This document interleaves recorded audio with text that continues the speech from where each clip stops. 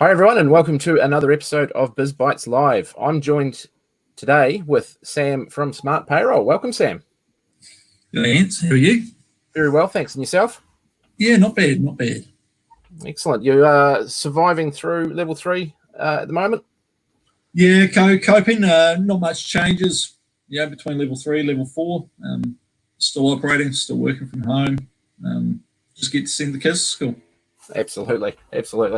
Now, you're in a great position at the moment as well, working for a payroll company. Payroll is one of the it's undoubtedly the most important thing in any business. You know, we were talking about it just before. You stop paying people, they stop working straight away. So payroll is that one thing that's going to have to keep running for as long as possible.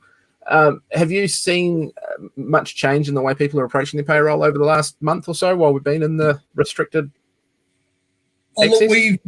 We've had a massive increase through our help desk with people asking how to process the COVID payments. I mean, the first couple of weeks just insanely busy. Our help desk staff, all working remotely, all working from home.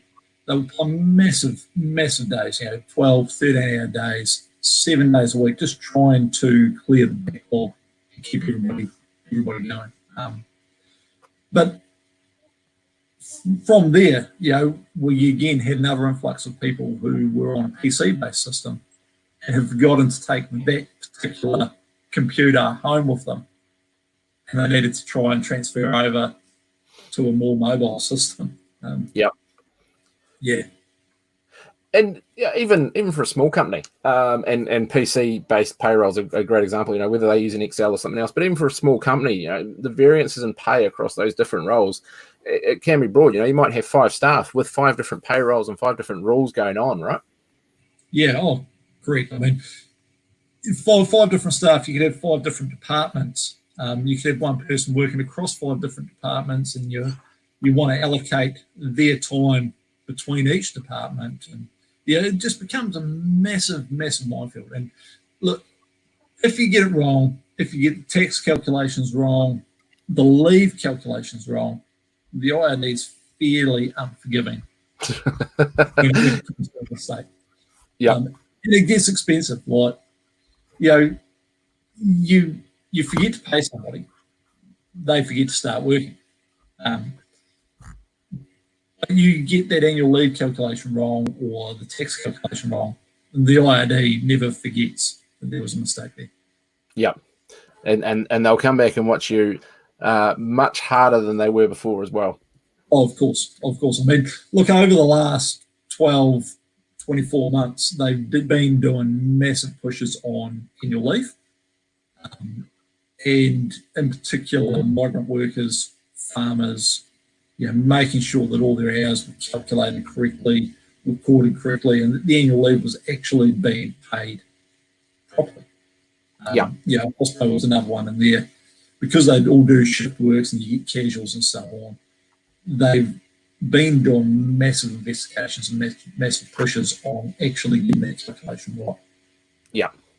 So locally here in New Zealand, we've had the wage subsidy from the government. We've seen companies taking salary reductions, employees sacrificing 20% or more of their salary.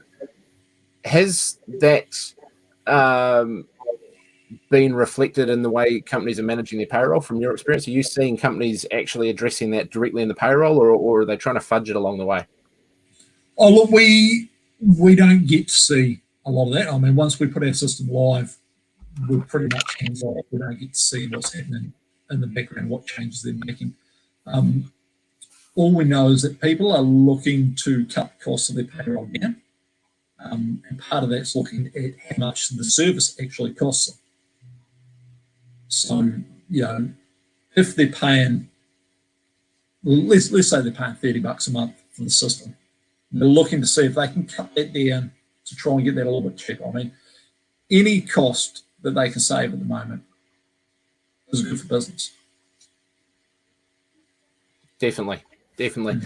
And so within that, I guess probably where I was trying to get to with that last question, are you seeing more companies, not the changes they're making, but are you seeing more companies adopting an electronic payroll system because of the complexity that a wage reduction or a wage subsidy is bringing in, even to the simplified solutions that people have got.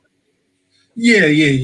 Look, we're certainly seeing more people who, they were on a PC based, like I said before, and they're looking for something that is a lot more user friendly, a lot easier for them to actually calculate those subsidies and make the changes required, whether they're short term or long term. People who have still been doing it manually, believe it or not, there's still people out there who process payroll manually, have that 10-day window to do their payday filing, and they love doing it. Yeah. Whether that's right or wrong, that's up to them. And manual's it just opens up so much risk in so many different areas. But payday filing is a really good point to touch on, because it's only fairly recently that payday filing's come about, isn't it? It's what, in the last 12 to 18 months? Yeah, look, it was 1st of April 2019 that it became compulsory. So that meant that every single payday you have to file the payday reports. The government wants to know, or the IRD wants to know, how much that person's been paid, how much annual leave they've accumulated. And you've got 2 days to get that paperwork through. And personally, I see it as only a matter of time before the IRD turns around and says, hey, we want payday payment now. We want that PAYE, and we want it every single payday. Every time you pay your staff, you pay us. Which does raise so much challenge for businesses, particularly those that aren't on an electronic platform. And I'm with you, I can see it happening pretty quickly, because that's instant money in the coffers for the government, but it's also reducing all the other obligations on everyone else as well. So it might seem bad to start with, but tax is tax. It's not money that you can use as capital. So that's all. I mean, that money, that's not your money. Yeah, that's not your staff money. That's the IRD's money from the moment you pay your staff. Definitely. And that's the way it should be treated. So how does using something like SmartPayroll help with payday filing, with standardization, with risk mitigation? What are some of the things that SmartPayroll and other online solutions or electronic solutions offer over either manual or the old PC-based Excel spreadsheet? Look, so for SmartPayroll and a number of my competitors in particular, we are a full intermediary service. So you enter your hours, enter your quantities, click submit, we file with the IRD, we deduct, we pay all the staff, and we hold the PAYE until the 20th of the month. That way you don't have to worry. You click that button, whether it be weekly, fortnightly, monthly, or as one employer tried to do many years ago, annually. Mm-hmm. Once a year, yeah. You don't have to worry about payroll ever again. So all you have to do is enter those hours. Hours, days work, carry on. Nice. And what kind of clients are you working with? Are they typically of a standard size of company, or have you got a range from small, medium, large, all the way to the big enterprises? So we've set ourselves in the SME market.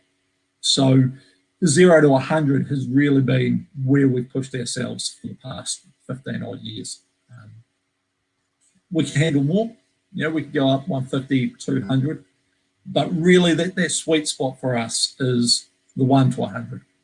Yeah, that's where we positioned ourselves. That's what we'd set ourselves up for. But the sky's the limit, really. I mean, we're owned by Datacom, so we've got some pretty big backing behind us and some pretty big technological whizzes. Yep. So nothing's really impossible for us. Nice. And one of the things that I'm going to be focusing my messaging on soon is around digital transformation. We're talking about at the start, and digital transformation, not in the sense that just because you've got a system, you're now digital, but from the sense that your people, your process, your technology, your information, everything you do is made better by the solutions that you're using, and the solutions you're using are enhancing the business. An electronic payroll or a system such as SmartPayroll fits into that model not quite nicely, doesn't it? It's making everything better for everyone. Yeah, for sure. I mean, it's about interconnectivity as well. I mean, we've got all these systems in place nowadays. You want them to talk to each other as much as you can. I mean, for SmartPayroll in particular, we interlink with Xero, so you can just send all your payroll data through to your Xero accounting software, problem solved. We can give the accountant access to the reports so that once a month they don't have to come to you and say, hey, I need this report done. You then have to find it, send it to them. They can just jump in, grab that report and carry on. Of course, anything that saves your accountant time is saving your business money, because there's less that they're going to charge for it. We also interlink with about 27 odd time and attendance companies. So, right from just entering a timesheet on your mobile phone through to the whiz-bang facial recognition, biometric scanners, all that sort of stuff can interlink with our software. Really depends on what you want. And for any business that's looking to bring in Smart Payroll, we'll stick with Smart Payroll, wants to bring it in, they need to have mapped out their payroll process. You talked about timesheeting there. There's also the output of payroll, obviously, at the end. They need to have mapped that through, really, before they put the system in. The system is not just going to solve all their payroll problems overnight, is it? If they don't know what those problems are. No, that's right. I mean, they need, what's their pain points? They need to ask themselves, what's the pain point I'm having with my payroll system? I mean, there's a few questions that you need to ask. 10 key questions that you really need to ask yourself before you even go looking for a payroll system. How's the setup done? Is the system set up for you, or do you have to try and do it yourself? What's the cost of training? How much training are they going to do? Are they actually going to walk me through this and teach me how to do it? Or are they just going to say, here's an online tutorial, go and figure it out for yourself? What's the contract terms? Are they locking you into a set period? Are you paying in advance, or are you paying as you go? With no fixed term contract, cancel whenever you need it. Is it an intermediary, like I spoke of before? How much of that do you actually want to do yourself? Do you want to be logging into the bank to pay your staff? Do you want to be logging into the ID, uploading all those files? Online or PC based? It seems silly now, especially after this, to be PC based. Having only really had 48 hours to pick up and get out of the office. You want something that you can just access from anywhere, really, as you go. You need to ask how quickly are your staff paid? Are they paid automatically? With Smart Payroll in particular, we pay within 2 hours. Some require the funds 48 hours in advance, sit on them, and then charge you a fee for making any adjustments later on down the track. How's your annual leave calculated? You get that wrong, it's a massive fine from the IRD. And they go back for 10 years. Bunnings, Smith City, I think McDonald's even have recently been questioned about it.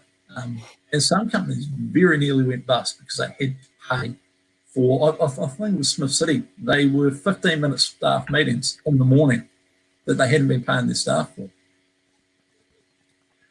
What's the reporting like? Your accountants want decent reporting. The IRD wants decent reporting.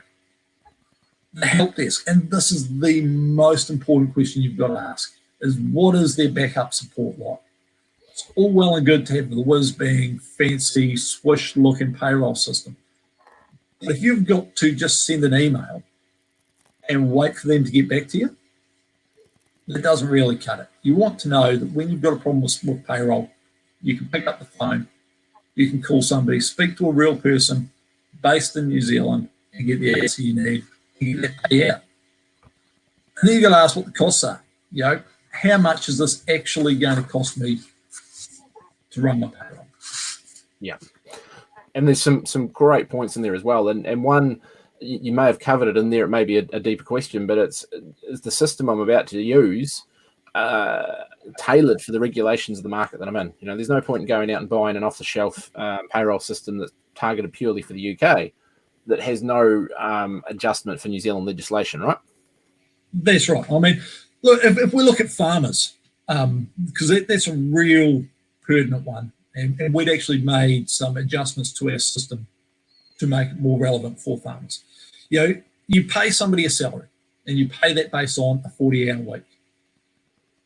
But let's say it's harvest season or lambing season, and they've worked 60 hours. They're still paid their 40-hour week. You've got to change the amount that the hours that a recorder does. And in some cases, it'll drop them below minimum wage. So how are you going to make that calculation to bring them back up to minimum wage? With Smart Payroll, you just hit a little refresh button. We do all the calculation for you, fully compliant. Nice. Nice. You've got to look at all those features and what do you need? How are you going to make sure that you're entirely accurate and staying above the board? Yeah. And compliance, accuracy, simplicity, without being oversimplified or without oversimplifying things. Those are three key parts of any good system, but particularly payroll and particularly that compliance element. Yeah, that's right. I mean, you want it to be easy to use. You want it to be user-friendly, simple. I always say to anybody I'm doing a demo to is that if I can use the system, anybody can use it. I've got no accounting background. I've spent 20 years selling car parts. You don't have to be a rocket scientist to do that. So, if I can run a pay on it and get it pretty accurate, anybody can do it. Or half the knowledge. Absolutely. Hey, look, Sam, it's been really good talking with you today, and we're going to explore this a bit further in a deeper podcast later on in the year. So if anyone's interested in that, subscribe below, and also just keep checking back. But Sam, if anyone wants to talk to you more about Smart Payroll, obviously your email address is there. Any other ways to get in touch with you?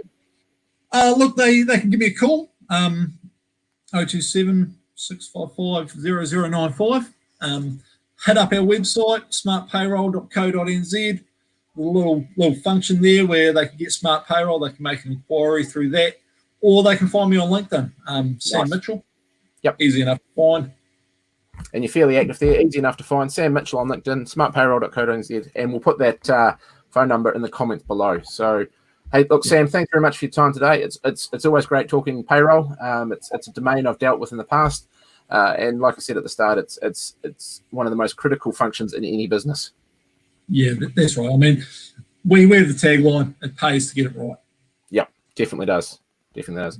Awesome. Hey, thanks, Sam. Have a great day, and we'll catch up soon. Awesome. Cheers, mate. Not a problem. Cheers, mate.